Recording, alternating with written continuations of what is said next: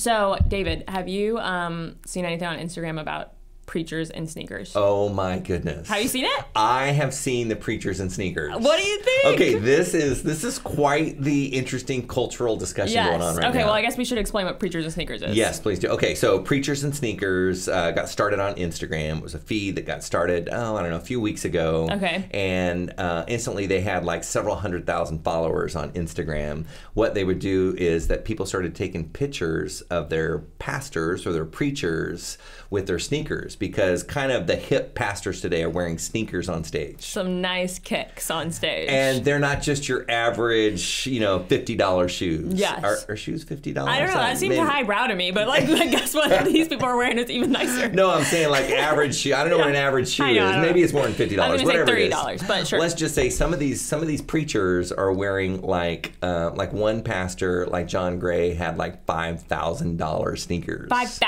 $5,000 sneakers on stage. Wow. So good for him. Right. And then we had other pastors that were wearing like Gucci belts. It was like $1,000 belt. Wow. Yeah. So we get to see it all on Instagram. So one of the comments was, and I'm not trying to be sacrilegious here, one of the comments was, it's a Gucci father.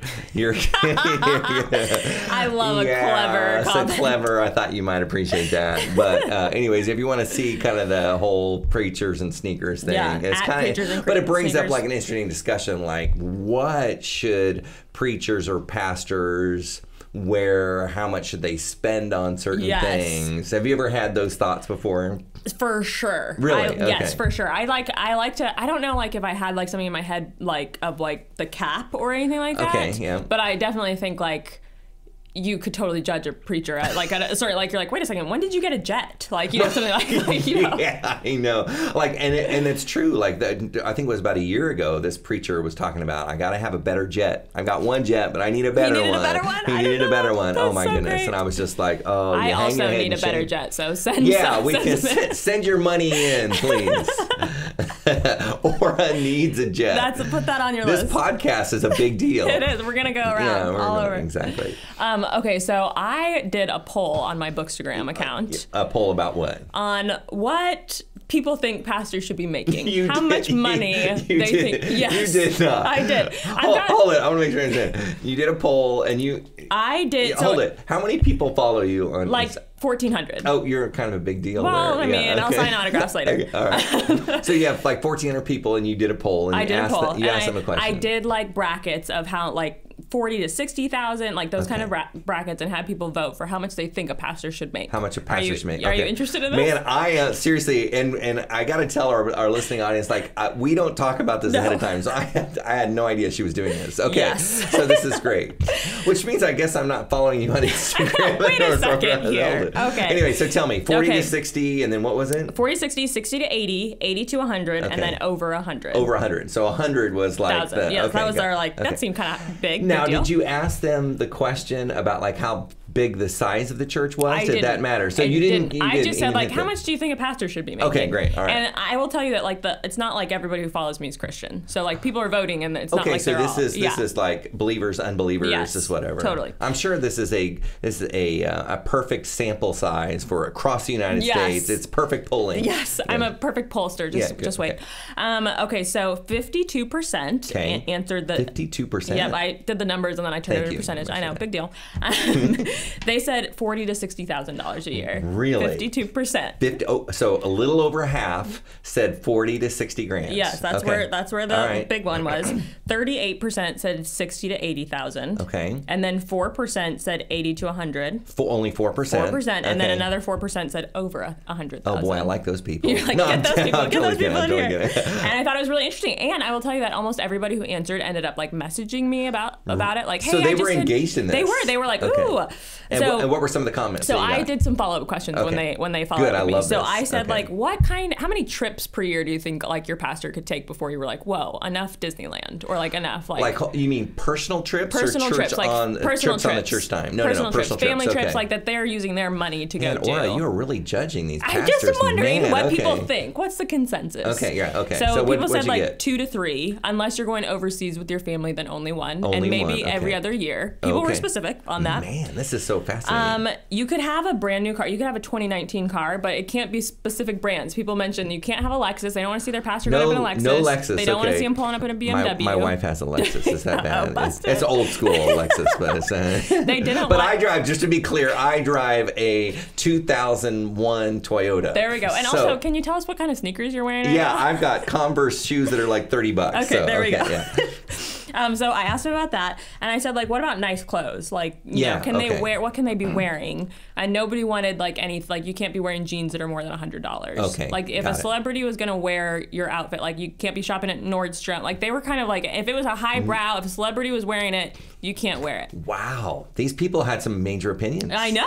It was really interesting, right? Wow. So I can only take 2 or 3 trips. Only 2 or 3 personal trips a year. Okay, I mean, I got it. But they somebody specified like they can go to Branson like 6 times a year. Like they can do that. They can't go on like big trips. I love it. Okay, great. So let's see. I've been down to Texas this year. That's all I've been so far. I So feel like that's like maybe enough? like a 0.25 trip. You know, it's not like a huge trip. That is the small. Okay, yeah. So I feel like you can do a couple more of those. Okay, I feel better. I feel better now. So interesting that 52% said between $40,000 and $60,000. Yes. Like, wow. And I was like, at first I was like, that seems so. I was like, that's like low. That seems so low. And then I tried to think of like the minimum wage. I figured out minimum wage in Kansas. Oh, thank you for doing this. $7.25. Okay, which is so crazy that the minimum wage is $7. It was really interesting. So then I figured out like if you were working a full-time job at that amount, you'd make around $15,000 a year. $15,000 minimum wage. But let's be clear. I mean, I don't know how you'd survive on that. I don't know anybody. It's crazy. Yeah, that can survive. But I just thought it was like an interesting perspective of like you hear 40 to 60 and you're like, that's insane. And then you're like, oh, well, it's actually like 2 or 3 times the amount of minimum wage like job, which is just even crazier. So interesting. Because I think when people answer that, they're thinking like that's a really low amount. I think of 40 to 60. So let me ask you this: do you think, which goes to the preachers and sneakers question, like and the conversation was, hey, if we follow Jesus, who had no home of his own, who lived a very like plain lifestyle, right, and maybe his followers should kind of follow in the same footsteps, right? Yeah. Like, is that why you think those people thought that pastors should only make like between $40,000 and $60,000 on the low end? I think that they chose. I mean, that was the lowest option I gave. So I almost wonder if I should have done less than 40 or something. I should have done that maybe, but. But your low bar was like 40. Like, come on. That seemed that's So I think people like think you should be living a humble life if you're a pastor. Yeah. But here's something that I thought was interesting is that like now hold it. I'm going to interrupt you just a second. Don't forget that thought, because I would like our podcast listeners to know that our pastors are in that 40 to 60 range. Oh, interesting. I had no idea how much. I know most people don't know, but like all of us are in that, which I thought was really low. I know. When I was like, wow, $60,000. Yeah. Because we do live like in, and again, we've had these conversations with our church planters, like, preachers and sneakers. So what's the amount of money that you should spend on your clothes? What's the amount of money that you should spend on a house? Yes. What's the amount of money that you should make? I mean, all of these questions. As a follower of Jesus, you have somebody over to your house and they're like, whoa, he lives in a nice house. I'm not going to his church. Oh, I've had that happen. People have come to my house and I live in a pretty nice house. And they're like, wow. And the thought that I told our church planters was like, man, it's all relative, right? Like if I were to go to Mexico or to Africa, which as a missions pastor, I travel overseas all the time.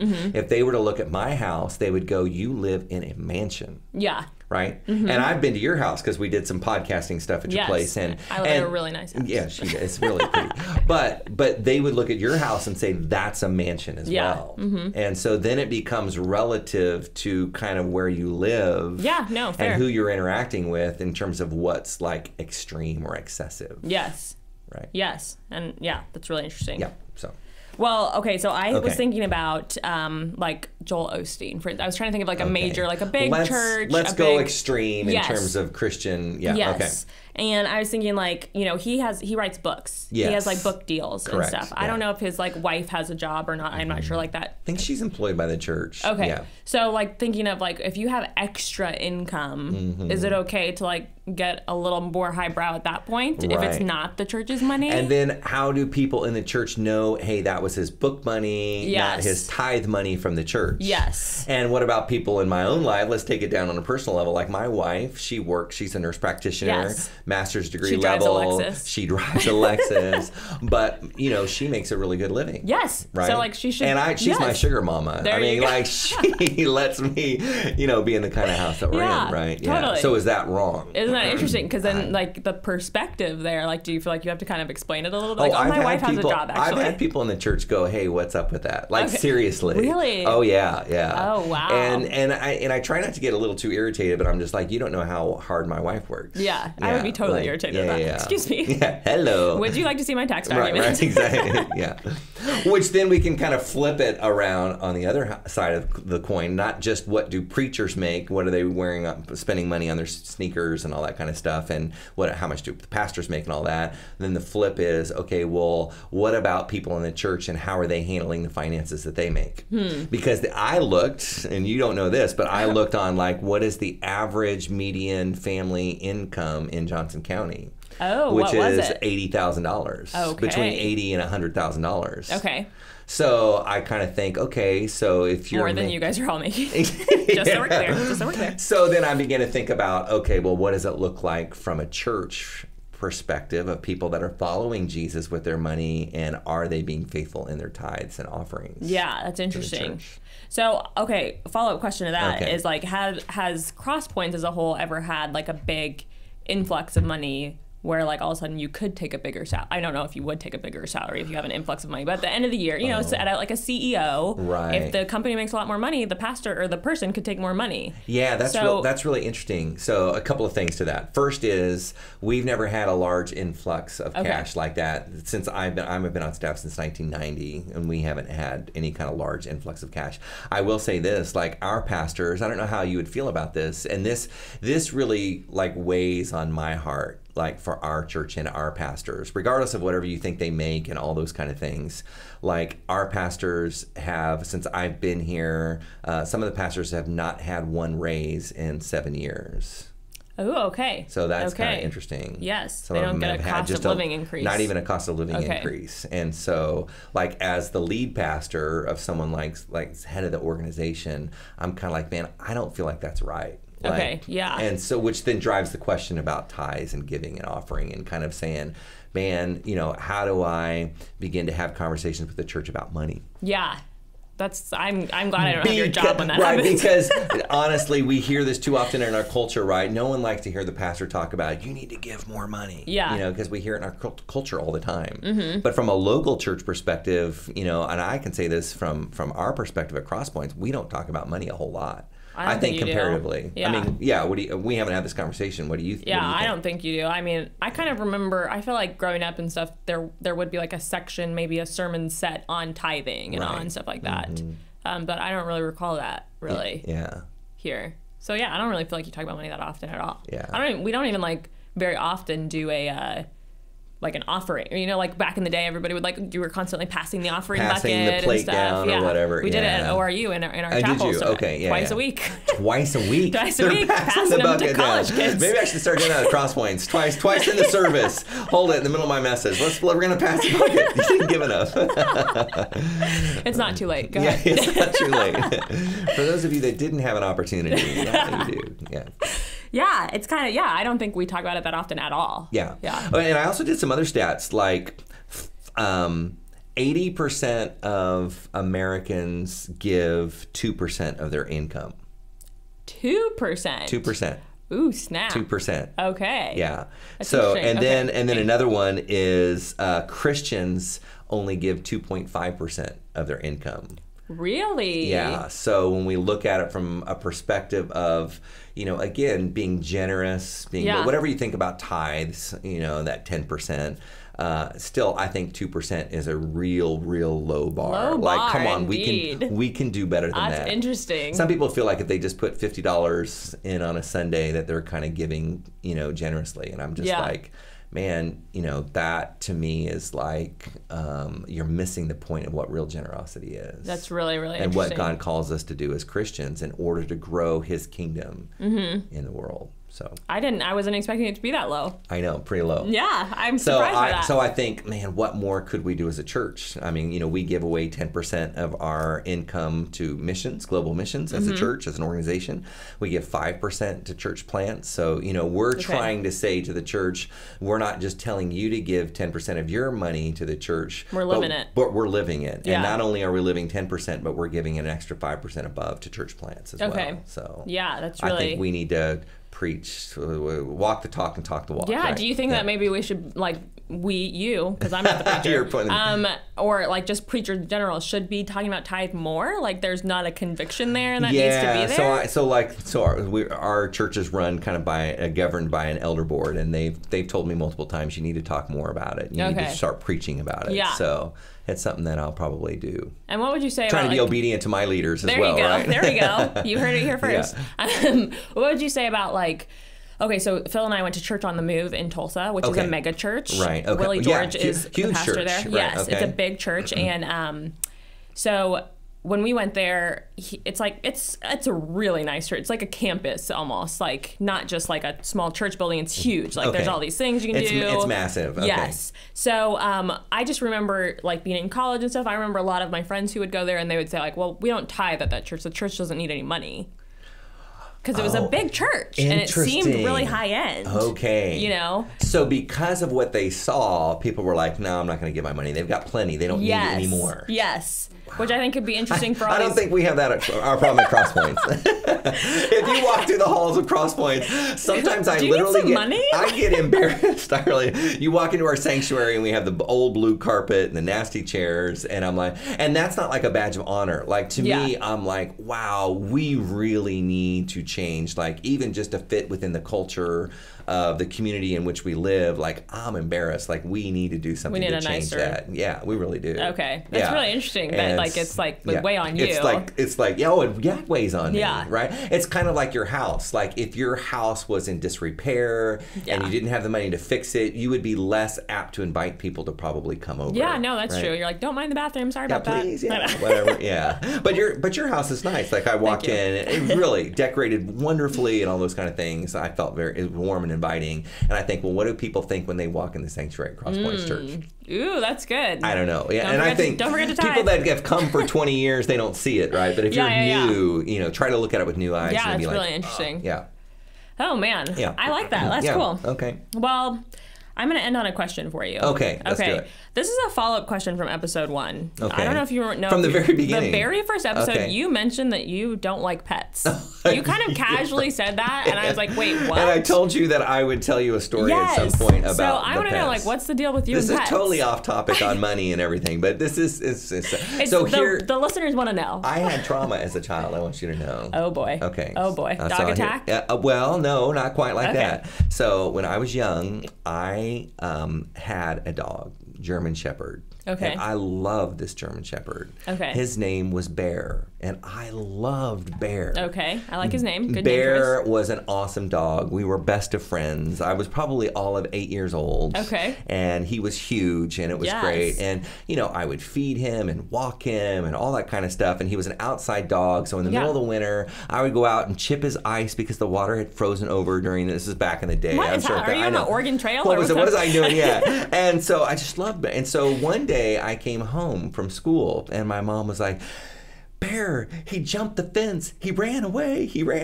Oh, and no. I'm terrified. And my mom hands me bologna and cheese because Bear loved bologna and cheese. And I would feed bologna and cheese out of his hand. She handed it to me, and she says, maybe you can catch him. Go out and see if you can. So I have images of me. Seriously, I jumped the fence, started walking and running down the street, and I was going, Bear, Bear.